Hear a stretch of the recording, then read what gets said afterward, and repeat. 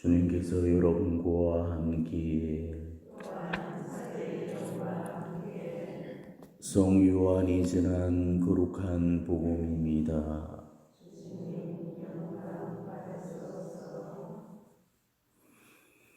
그때 예수님의 십자가 곁에는 그분의 어머니와 이모 클로파스의 아내 마리아와 마리아 막달레나가 서 있었다. 예수님께서는 당신의 어머니와 그 곁에 선 사랑하시는 제자를 보시고 어머니에게 말씀하셨다. 여인이시여, 이 사람이 어머니의 아들입니다. 이어서 그 제자에게 이분이 너의 어머니시다 하고 말씀하셨다. 그때부터 그 제자가 그분을 자기 집에 모셨다.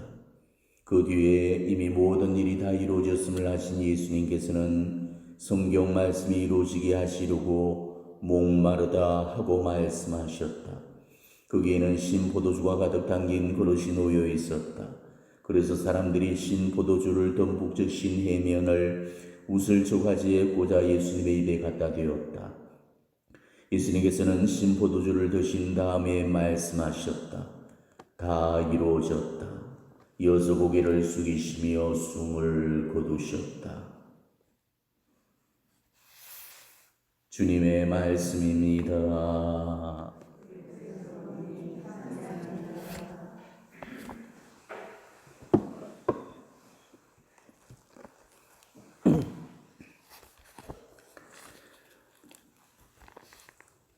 오늘은 교회의 어머니 복되신 동정 마리아 기념일이 되겠습니다. 성모님께 또 한 가지 새로운 호칭이 부여되었죠.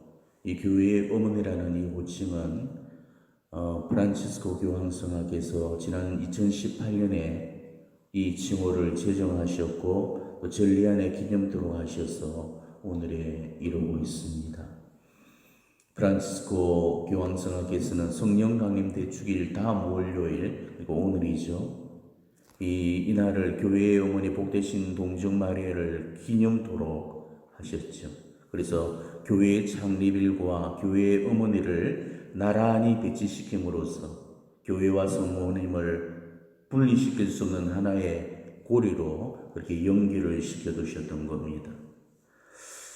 하지만 이 호칭은 프란치스코 교황성하께서 임의로 만들어낸 호칭이 아니시죠. 교회의 어머니라는 이 호칭은 그보다도 먼저 성 바오로 6세 교황성하께서 제2차 바티칸 공의회 회기 중에 성모님께 공식적으로 훈정한 그런 호칭입니다. 그 당시 교황님께서는 이렇게 선언하셨습니다. 가장 복되신 동정 마리아를 교회의 어머니로, 즉 하나님의 모든 백성, 신자들과 사목자들의 어머니로 선부하며 마리아를 가장 사랑할 어머니로 부르는 바입니다. 그 당시에 이 호칭이 공식적으로 헌정되어질 때 우리 교회의 교우들과 신학자들로부터 교회 일치를 저해할 수 있다는 그런 이유로 많은 반대와 저항을 받아야만 했지만은 성바로 6세 교황성하께서는 당신의 신념을 버리지 않으시고 마지막까지 지켜내심으로써 성모님께 대한 합당한 호칭을 드릴 수 있었습니다. 하지만은 이 교회의 어머니라는 이 호칭은 그보다도 훨씬 오래전서부터 성모님께 불려왔던 그런 칭호였어요. 바오로 6세 교황님께서 이 호칭을 헌정하신 것은 어디가 아니라 공식적인 그런 선포인 거고, 이 호칭이 쓰여진 그 기록은 교부 시대로까지 거슬러 올라가게 됩니다. 이 호칭이 쓰인 공식적인 기록은 바로 4세기경에 암브로시오 성인의 글에서 발견이 되는데, 성인께서는 성모님을 일컬어서 처음으로 교회의 어머니라고 그렇게 부르고 있습니다. 하지만 이 호칭도 그보다도 훨씬 더 오래전인 초대교회 때부터 이미 사용이 되어져 왔습니다. 우리 교회의 신비가들이나 환시가들의 정언에 따르자면은 성령 강림 이후에 성모님께서는 영적인 어머니로서 우리 교회를 돌보셨는데, 교회는 이때부터 성모님을 교회의 어머니라고 부르고 고백을 해왔던 거죠. 이렇게 성모님께서 초대교회에서부터 교회의 어머니로 활약하셨다는 근거가 되는 그 구절이 우리가 오늘 방금 읽었던 요한복음에 제시가 되고 있죠. 예수님은 돌아가시기 전에 십자가 아래에 서 계신 당신의 어머니와 또 당신의 사랑하는 제자인 요한 사도한테 모자 관계를 맺어주고 가셨습니다. 어머니, 이 사람이 어머니의 아들입니다. 이분이 너의 어머니이시다. 이로써 예수님의 어머니가 바로 우리의 어머니가 되셨던 거죠. 그런데 개신교에서는 이걸 다르게 해석하고 있습니다. 개신교는 바로 방금 이 구절에 관해서 두 가지 상반된 주장을 내어놓고 있어요. 먼저 예수님이 마리아를 주신 것은 요한에게 마리아를 맡기신 의미지 마리아에게 요한을 맡긴 의미가 아니다, 이렇게 주장을 하고 있습니다. 즉 마리아는 예수님을 낳아준 여자니까 예수님도 그 여자에게 마땅한 도리로서 당신이 가고 없는 동안에 요한에게 돌봄을 부탁했다는 거죠. 그리고 또 한 가지는 예수님이 마리아를 요한에게 어머니로 주신 것은 요한한테만 주신 거라고 그렇게 주장을 합니다. 그렇기 때문에 요한이 죽음으로써 모자관계가 자동적으로 소멸되었다고 보는 거죠. 때문에 더 이상 마리아는 그 누구의 어머니도 될 수 없다, 지금 이렇게 주장을 내놓고 있어요. 자, 여러분들은 어떻게 생각하십니까? 예수님께서 돌아가시기 전에 당신을 낳아준 여자가 걱정이 되어서 요한한테 맡기셨다고 그러고, 또 스모님의 어머니로서의 그 모성적인 역할이 요한 사도한테만 해당이 되고 그걸로 끝나버렸기 때문에 성모님은 우리한테는 더 이상 아무 존재가 아니다라고 그렇게 개신교 신자들이 주장을 해온다면 과연 여러분은 어떻게 대응을 하시겠습니까? 우리는 분명하고 확실하고 그리고 단호하게 대답을 해줘야 됩니다. 대충 우물쩡거리거나 회피해서는 안 되는 거죠. 지금 내 어머니를 욕을 하고 내 어머니 욕을 보인다면 그걸 참을 사람이 어디가 있겠습니까? 근데 성모님을 어머니로 모시고 있는 그런 우리들이 성모님을 욕을 하는데도 그걸 가만히 참는다면 그거는 결코 자녀된 도리가 아닐 겁니다. 개신교회는 성모님에 관한 한 대단히 잘못된 해석과 오류를 범하고 있죠. 지금 개신교회는 성모님에 관한 그 교리를 전면 다 부정을 하고 있습니다. 성모님의 원죄 없으신 잉태도 부정을 하고 있고 성모님의 평생 동정성도 부정을 하고 있고 하느님의 어머니라는 사실도 부정을 하고 있고 성모님의 몸소 성천하심도 부정을 합니다. 그 밖에 성모님에 관한 한 우리 가톨릭 교회가 믿고 있는 일체의 교리들을 전면 다 부정을 해버리고 있죠. 그거는 우리 가톨릭 교회가 잘못된 게 아니고 개신교회가 성모님을 버려버렸기 때문입니다. 종교개혁자들이 자신들의 교리 신조에 성모 교리들을 쥐에다 다 쥐어버렸기 때문입니다. 성모 마리아에 대한 공경이 의심을 받고 또 성모 교리가 공격을 받는 것은 불과 500년 전밖에 되지 않습니다. 종교개혁이 일어나기 전까지만 해도 성모 교리들을 의심 없이 믿어왔는데 종교개혁자들이 바로 이 성모교리를 전면 부정함으로써 오늘날 이 성모공경과 이 성모신심이 우리 교회의 안팎으로 얼마나 많은 오해를 받고 있는지 몰라요. 우리는 오늘 이 사실을 분명히 아시고 누구한테라도 자신 있게 대답을 해줘야 됩니다. 첫째로 개신교회가 주장하는 첫 번째 오류에 대한 답이에요. 예수님이 성모님을 주실 때 과연 누구한테 누구를 맡기셨을까? 정말 개신교가 주장하듯이 요한에게 어머니를 맡기신 걸까? 아니면 어머니에게 요한을 맡기신 걸까? 이거는 대단히 중요한 문제입니다. 물론 어머니에게 요한을 맡기신 것도 맞고 또 요한에게 어머니를 맡기신 것도 맞습니다. 하지만 개신교회는 요한에게 어머니를 맡겼다고 그렇게 말을 함으로써 성모님의 평생 동정성을 스스로 인정하는 그런 자가당착의 오류에 빠진 셈이죠. 자, 여러분 한번 생각해 보십시오. 예수님이 요한한테 어머니를 맡기셔야 될 이유가 어디 있겠습니까? 개신교회는 성모님이 자식이 많다고 주장을 하는데 그렇다면 굳이 예수님이 요한한테 어머니를 맡기실 이유가 없지 않습니까? 신약 성경에 보게 되면은 예수님의 형제들이라는 그런 표현들이 몇 군데 나오고 있죠. 또 복음에서는 그 형제들의 이름까지 언급이 되고 있습니다. 근데 예수님께서 고향에서 말씀을 전하고 기적을 베푸셨을 때 고향 사람들이 놀라워하면서 이렇게 말했죠. 저 사람은 몫으로서 마리아의 아들이며 야고보, 요새, 유다, 시몬과 형제지간이 아닌가? 그의 누이들도 우리와 함께 여기에 살고 있지 않는가? 이렇게 얘기합니다. 개신교에서는 이 성경을 자구적으로만 해석해서 바로 여기에 나오는 야고보, 요새, 유다, 시몬이 예수님과 형제지간으로 보고 있죠.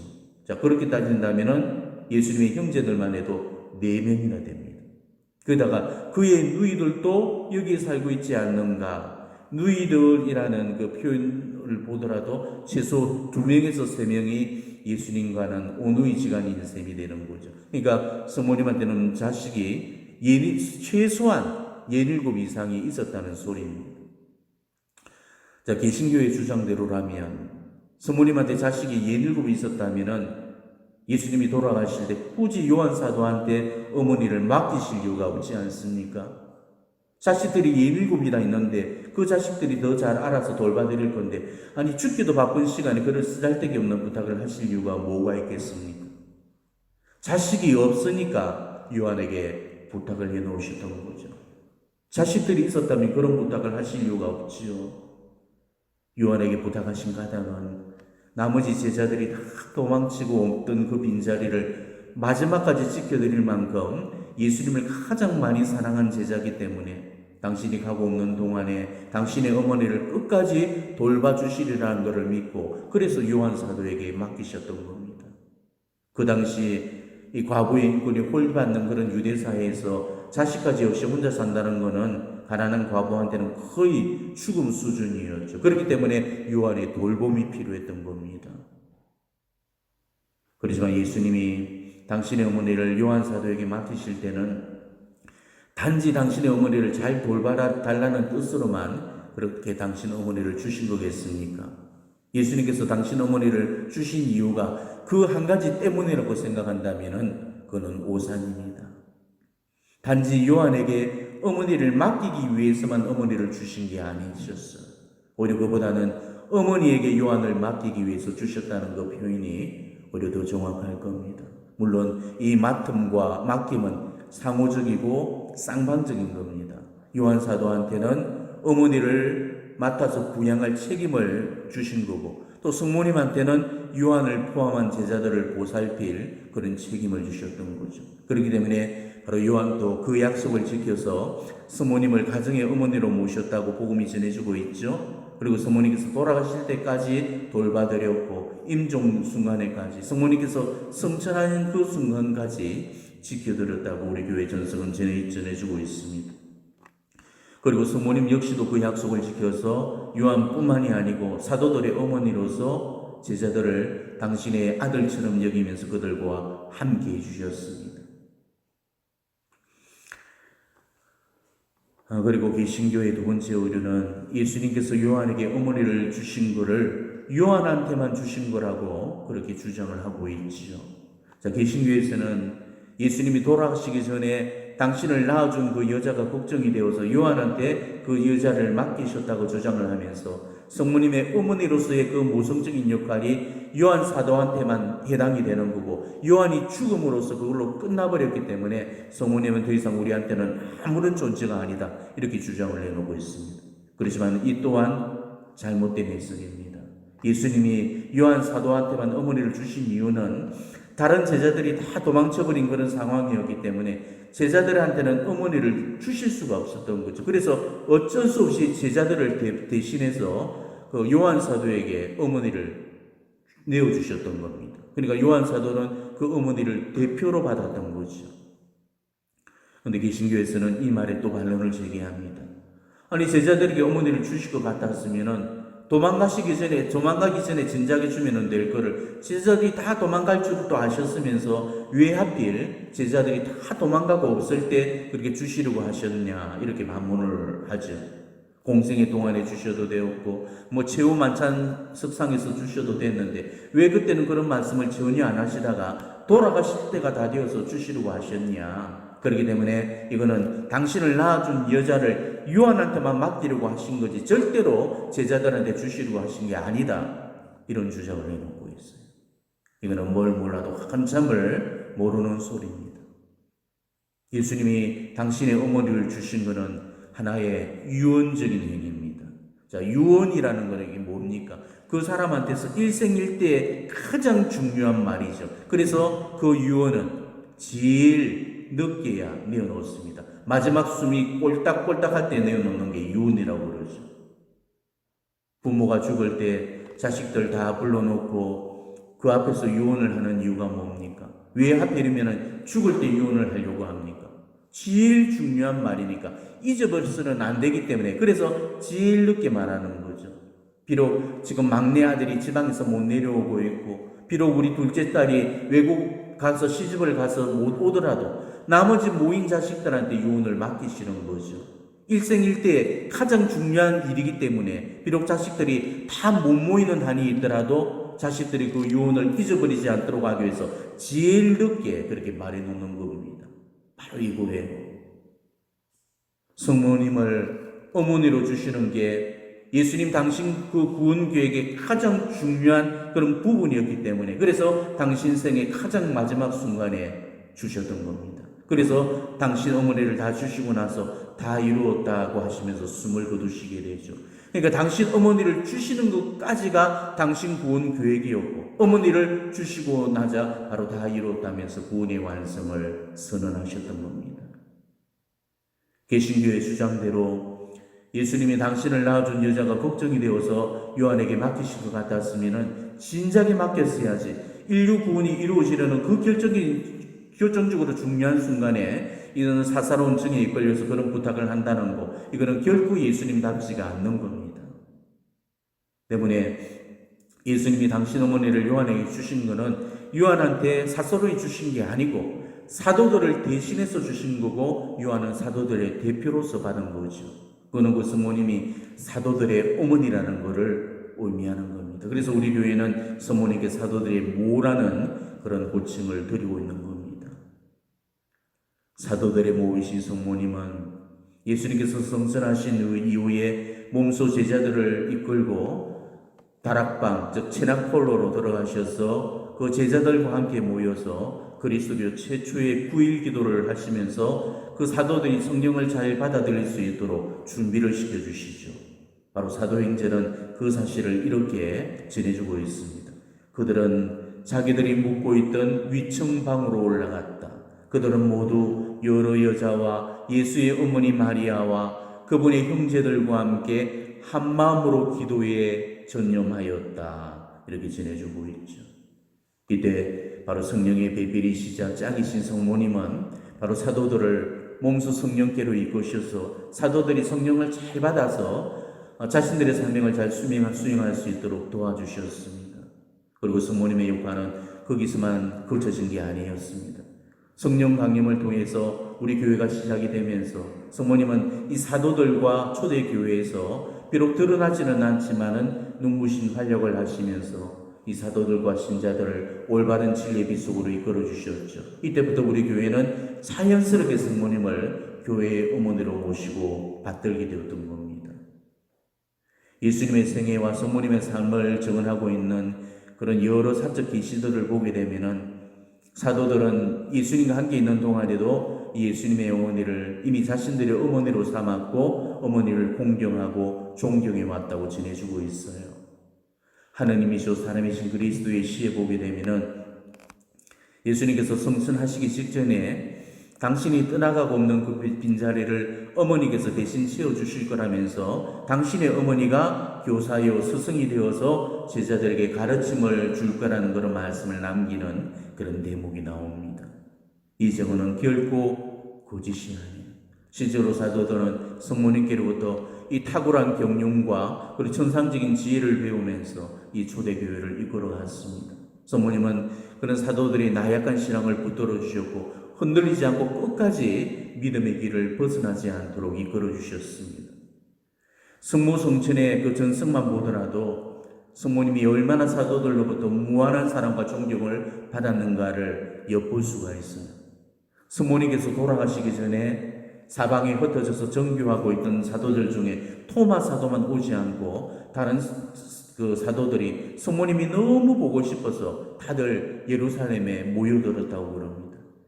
바로 이때 성모님은 사도들의 간호를 받으면서 임종에 드셨다고 그러죠. 사도들은 성모님의 죽음을 슬퍼하면서 예수님을 모신 무덤에다가 성모님을 모셨다고 그럽니다. 그리고 사흘 후에 토마도 인도에서 예루살렘에 도착을 하게 되죠. 근데 토마 사도가 성모님이 너무 보고 싶어서 성모님이 시신이 안치되었던 그 돌무덤을 열어봤는데 이미 시신은 온데간데 없이 사라지고 연포만 남아있었고 무덤 속은 꽃향기로 가득 차 있었다고 그럽니다. 이걸 보고 사도들은 놀라워하면서도 기뻐했다고 그럽니다. 예수님께서 당신 어머니 시신이 썩는 것을 허락지를 않고 곧바로 천당으로 매식한 거라 생각하면서 매우 기뻐했다고 그럽니다. 자, 우리가 이 전승만 보더라도 사도들이 성모님을 얼마나 사랑하고 따랐는지 아마 가히 짐작하고도 남음이 있을 겁니다. 사도들은 예수님께로부터 물려받은 이 유산을 자기들 혼자서만 가지지 않았습니다. 혼자 가지기에는 너무나도 아까운 선물이었기 때문에 그래서 믿는 이들과 그 선물을 함께 공유하게 되죠. 자, 사도들이 성모님을 그토록 존경하고 사랑했다면 사도들이 그런 성모님을 사람들한테 얼마나 더한 그런 정성과 사랑으로 가르쳤겠는가는 충분히 아마 짐작할 수 있을 거예요. 그렇게 해서 성모님은 사도들뿐만이 아니고 초대교회 전 신자들에게도 큰 존경과 공경과 사랑을 받으셨던 겁니다. 때문에 사도들로부터 시작을 해서 초대교회 공동체에서 초세기에 이르기까지 그리고 종교개혁이 있기 전까지도 성모님이 교회의 어머니로 불려졌다는 그 사실은 누구도 부인할 수 없는 진실입니다. 자모이신 이 성교회를 찢어놓은 이 개신교도들만이 교회를 뛰쳐나갈 때 성모님을 버려버렸던 거죠. 무수한 그리스도교 종파들 가운데 교회로부터 떨어져 나갈 때 성모님을 버린 교파가 어디가 있습니까? 개신교만이 성모님을 버려버렸던 겁니다. 그렇지만은 그들이 성모님을 버렸든 말든 성모님은 결국 그들을 버리지 않으셨습니다. 성모님은 개신교도들한테도 어머니가 되어주시고 이 모성적인 사랑에서 제외되는 사람은 아무도 없습니다. 지금도 여전히 성모님은 모든 믿는 자들의 어머니이시고 우리 그리스도교 교회의 어머니이십니다. 성모님이 교회의 어머니이시라면 성모님과 교회는 결코 분리할 수 없다는 뜻이 되겠죠. 이거는 교회의 일원인 우리도 성모님과 분리되어질 수 없다는 뜻입니다. 그 말은 우리 신앙 속에 성모님이 생략될 수가 없고 성모님이 포기되어서는 안 된다는 그런 뜻이 될 겁니다. 그는 성모님이 바로 우리의 어머니시기 때문에 그런 겁니다. 우리의 어머니시라는 것. 성모님의 이름이 우리 신앙 속에 생략되거나 포기되어서는 안 될 이보다 더 분명한 이유가 어디가 있겠습니까? 성모 진기도를 바치는 분들은 아실 건데 성모님에 대한 그런 호칭들이 정말 많죠. 근데 그 중에서도 직접적으로 어머니라고 부르는 그런 호칭들이 많이 나옵니다. 그리스도의 어머니, 천상은총의 어머니, 티 없으신 어머니, 지극히 깨끗하신 어머니, 순결하신 어머니, 흠없는 어머니, 사랑하올 어머니, 탐복하올 어머니, 슬기로운 어머니, 창조주의 어머니, 구세주의 어머니. 이 밖에도 성모님은 하느님을 낳으심으로 해서 하나님의 어머니가 되셨고 요한의 어머니가 되어주심으로써 사도들의 어머니가 되셨고 십자가상에서 예수님과 함께 순환받으시며 인류 구원을 이루어내심으로써 구세주의 어머니가 되셨죠. 그리고 성령 강림을 통해서 우리 교회가 시작됨으로써 비로소 교회의 어머니가 되셨던 겁니다. 성모님은 교회가 시작되고 2000년 교회 역사 동안 내도록 한결같이 우리 교회의 어머니로 계셔 주십니다. 그리고 지금은 이 교회의 어머니를 넘어서 인류의 어머니로서 모든 민족들의 어머니로서 인류와 모든 민족과 나라를 지금 예수님께로 이끌고 계시는 겁니다. 지금 우리 신앙에 어머니가 계신다는 게 얼마나 고맙고 감사한 일이 되겠습니까? 가정 안에서도 어머니가 없으면은 그 어머니의 부재로 말미암아서 자녀들의 안정감이 사라져 버리듯이 우리 교회 안에도 어머니가 없다면, 그래서 예수님만 계시고 성부 하나님만 계시고 성령님만 계시다면은 얼마나 삭막하고 쓸쓸할까를 한번 생각해 보도록 하십시오. 어머니 없이 사는 개신교도들을 보면은 우리는 쉽게 알 수가 있을 겁니다. 예수님은 그걸 하셨기 때문에, 그래서 당신의 어머니를 당신 교회에 주고자 하셨던 거죠. 한없이 자유로운 어머니의 손길이 우리를 양육하고 보호하고 지켜준다면 이 얼마나 든든한 일이 되겠습니까? 우리를 고아처럼 내버려 주지 않겠다면서 성령을 보내주셨고, 그리고 당신의 유언적인 사랑으로 어머니를 주고 가셨던 이런 예수님의 깊이 깊은 뜻을 우리가 다시 한번 잘 헤아려 보시기를 바랍니다. 오늘도 성모님은 우리의 어머니가 되어주셔서 우리를 예수님께로 이끌어 주십니다. 그런 어머니께 의탁과 맡김의 정신으로 어머니를 부르고 어머니를 찾고 어머니와 함께하는 그런 하루가 되시기를 진심으로 축원합니다. 아멘.